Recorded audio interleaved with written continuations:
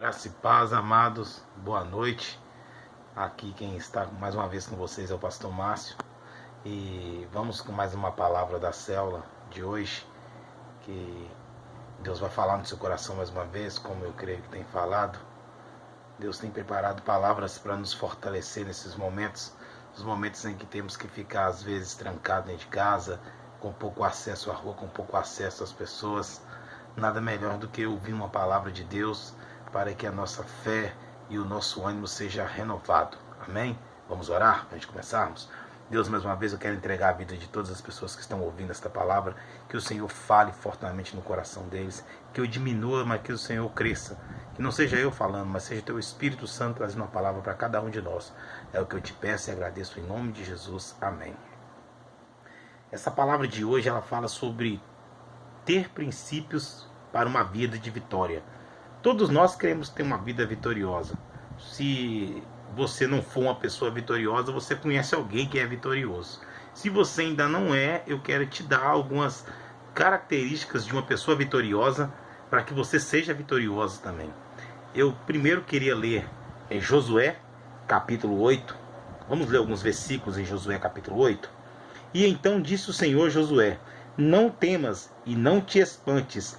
Toma contigo toda a gente de guerra e levanta-te e sobe a Ai.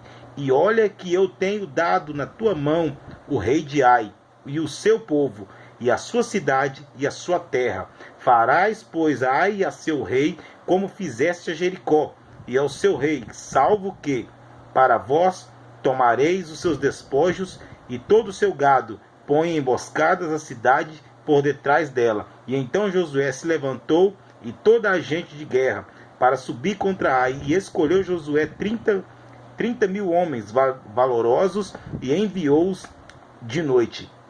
Deu-lhes ordem dizendo: olha, põe-vos a emboscada contra aquela cidade e por detrás dela, e não vos alongueis muito da cidade, e estais todos vós atentos. Porém eu e todo o povo que estais comigo nos aproximaremos da cidade, e serás que quando eu vos saírem ao encontro, como antes, fugiremos diante deles. E deixai-os, pois, subir atrás de nós, até que temos a cidade, porque dirão: foge diante de nós, como antes, e assim fugiremos diante deles. E então saireis vós da emboscada e tomareis a cidade, porque o Senhor vosso Deus vos dará as nossas mãos. E será que, tomando vós a cidade, polueis fogo conforme a palavra do Senhor, e olhai, e temos mandado. E então Josué conquistou aquela cidade, conforme o plano que Deus deu para ele. A primeira coisa que vemos nessa passagem é que a gente precisa ouvir e obedecer a voz de Deus. Josué, ele ouviu a voz de Deus, ele acreditou naquilo que Deus falou com ele e colocou em prática. Muitos de nós ficamos quebrando a cara e não conquistamos aquilo que deveríamos conquistar por falta disso, por falta de ouvir a voz de Deus, por falta de ter sensibilidade para ouvir a voz de Deus. Josué foi um homem vitorioso e um homem bem sucedido e um excelente líder após Moisés ter sido morto por Deus, porque ele decidiu servir. Ele decidiu obedecer à voz de Deus. Se você quer ser um conquistador, você tem que aprender a obedecer e ouvir a voz de Deus. É fácil ouvir a voz de Deus? Não é não. Porque se fosse fácil, todos ouviríamos. Se fosse fácil ouvir a voz de Deus, tantas pessoas não desistiam. Tantas pessoas não se afastavam da presença de Deus, se afastavam da igreja, se afastavam das pessoas cristãs. Por quê? Porque não é fácil. Toda dedicação requer obediência. Toda submissão requer obediência. E ser submisso a Deus e obedecer a Deus não é fácil. Eu não estou nem falando de obedecer a homens, mas eu estou falando de obedecer a Deus. Já é algo quase que impossível. Imagina obedecer a homens. Sabe por que fica quase que impossível quando eu digo essa palavra, quase impossível? Porque para os padrões humanos é impossível obedecer a Deus. Para os padrões humanos é impossível obedecer a homens. Por isso que existe tanta insubmissão de marido com com os mandamentos de Deus. Mulheres com mandamentos de Deus não conseguem ser submissas aos mandamentos de Deus para ter um casamento abençoado. Filhos não conseguem obedecer os princípios de Deus para ter uma família abençoada. E aí você vê a família caindo em descrédito, você vê a família se despencando, se desmoronando, porque não consegue cumprir esses valores. Porque humanamente falando, sabe por que é impossível? Porque o orgulho é o grande inimigo de se obedecer. O orgulho, a soberba, a vaidade, o ego, isso são fatores que impedem que as pessoas sejam submissas, principalmente a Deus e depois aos homens. Porque Deus coloca pessoas também no nosso caminho para que a gente possa se submeter a eles. Pessoas que são treinadas após nós, pessoas que têm mais maturidade do que a gente, pessoas que têm mais vida do que a gente, pessoas que têm mais intimidade com Deus do que a gente. Essas pessoas também é necessário que a gente se submeta a essas pessoas. Por quê? Porque elas têm exemplos para seguir. Essas pessoas elas têm atalho. E se você seguir esses atalhos que essas pessoas vão te ensinar, vão te instruir, você certamente será bem sucedido.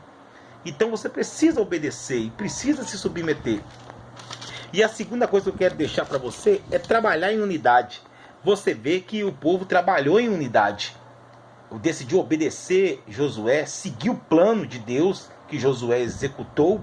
E eles foram bem sucedidos, eles conseguiram enganar os inimigos. Por quê? Porque eles trabalharam em unidade. Uma parte criou a emboscada e a outra parte serviu de isca para que o povo da cidade seguisse eles. E aí depois eles tivessem seguidos, eles iam tomar a cidade, botar fogo e o povo ia ficar sem lugar para voltar. E aí então seria fácil vencer o exército. Então no reino de Deus não é diferente. A gente tem que aprender a executar a obra de Deus com unidade, com a mesma pegada, com a mesma fala. Não um tentando ser melhor do que o outro, não um tentando derrubar o outro, mas é agindo em unidade para que possamos atingir o bem maior, que é o reino de Deus, as pessoas. E a terceira coisa que eu vejo nessa palavra que eu achei muito interessante é planejar antes de ir à luta. Entendeu? Então o reino de Deus não é diferente. A gente precisa planejar. Nessa quarentena, nesse momento tão difícil, se a igreja tivesse planejado algo antes, nós não teríamos sido pegos de surpresa. Gente, às vezes a gente fala muito sobre conspiração, que esse povo é doido, que esse povo fica falando coisa demais e tal. Mas se você for olhar, muitas coisas já foram alertadas antes. Esse vírus. Tem um livro aí que o cara fala sobre esse vírus em 1985, outro em 1995. Entendeu? Então, as pessoas já vêm falando sobre essas coisas, que o mundo iria passar por isso, que eles iam tentar reduzir a população, que eles iam tentar fazer tantas coisas. Então você vê que o mundo ele está caminhando para o caos. E a Bíblia fala sobre isso, que o mundo iria de mal a pior, que o Deus desse século cegou o entendimento das pessoas para que eles não pudessem ver e nem crer na luz do Evangelho, que o mundo jaz do maligno. Então a gente vê que o mundo está sendo preparado para o fim. O mundo está sendo preparado para o momento do Apocalipse.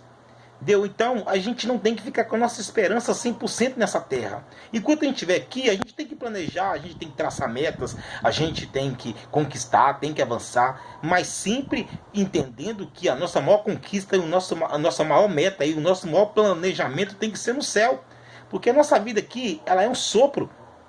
A nossa vida aqui, ela é passageira. Quantas pessoas morrem novas, de várias formas, e a gente faz uma vida de planos aqui na terra e esquece de planejar depois. Quando Jesus perguntou àquele homem, e aí, como está a sua vida? Meu celeiro está farto, eu estou bem. Jesus fala para ele, louco, se te pedires a tua alma hoje, para quem você dará? Às vezes nós fazemos planos, planejamos, projetamos de conquistar carro, de conquistar casa, de conquistar uma família, de conquistar filhos. Isso é muito bom. Mas o que você tem conquistado para depois dessa vida? O que você tem preparado para depois dessa vida? Eu te digo para você, meu filho, esse mundo nunca mais será o mesmo. Todas as vezes que a Terra passou por alguma tribulação, por alguma reforma, por alguma coisa que seja, ela nunca foi a mesma. Ela teve que se readaptar, ela teve que pegar os cacos e se reconstruir. É sempre assim. Quando algo é quebrado, sempre vai ficar pedaços. Sempre vai passar por algum problema. Então você tem que aprender a se adaptar. E a melhor forma de se adaptar é ligando a sua vida, a sua mente a Deus. É se preparando para se encontrar com Ele. Hoje, gente, quase não se fala mais sobre a vinda de Cristo. Não quase se fala mais sobre pecado. Eu quero te dizer, meu filho, como está a sua vida espiritual? Como está você? Você está bem? Você está bem espiritualmente? Você está orando, está jejuando, você está buscando a Deus, você está se santificando? Como está a sua vida hoje? Se Deus te chamar você, te recolher hoje, como você está? Você está pronto?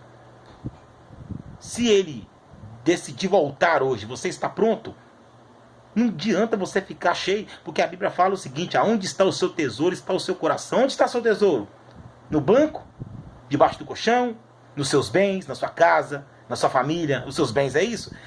O seu tesouro é esse? Então te digo para você, meu filho, você não verá o céu, porque o seu tesouro está na terra. Agora, essas coisas são muito boas e nós temos que conquistar. Enquanto estiver aqui na terra, temos que trabalhar mesmo, tem que conquistar as coisas. Mas o seu tesouro maior tem que ser o céu. Então, querido, eu te digo hoje, nesta noite, prepara o teu coração,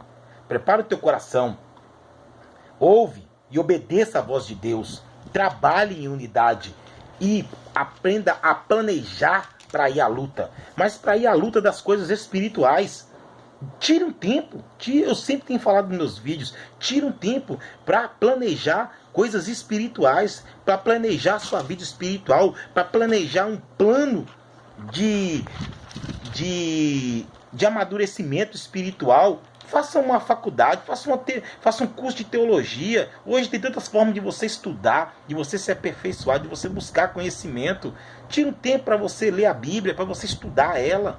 Busque, tem tantas aulas de teologia hoje no YouTube. Procure buscar alguma coisa, conhecimento. Abra sua mente, planeje um tempo de Deus na sua vida, planeje uma família de Deus, planeje dedicar um tempo espiritual para os seus filhos, para sua esposa, para sua família. Planeje, se prepare para poder ser útil no reino de Deus. O reino de Deus está clamando por pessoas úteis. Jesus disse que grande é a seara, mas poucos são os ceifeiros, porque as pessoas não estão interessadas em ajudar no reino de Deus. Cada um quer viver o seu mundo, viver atrás das suas conquistas. Mas não fique a vida toda conquistando só coisas na terra, não, meu irmão. Porque um dia vai chegar o seu momento de ir embora. E quando você vai embora, eu te digo para você, nem a roupa do seu corpo é você que escolhe. Na hora que você morre, nem a roupa do corpo você consegue escolher para ser enterrado com ela. Porque às vezes você quer ser enterrado com uma roupa e eles te enterram com outra. Ou às vezes você até carbonizado não tem nem como nem te enterrar direito. Ou você some no meio do mar, não sei. Alguma coisa acontece com você que não sobe nem como tem como te enterrar. Entendeu? Então, querido, igual como esse vírus está aí. Tem pessoas aí que não estão tendo nem como velar a pessoa. Então, querido, não fique preocupado muito com esse mundo. Se preocupe em se preparar para encontrar com o Messias.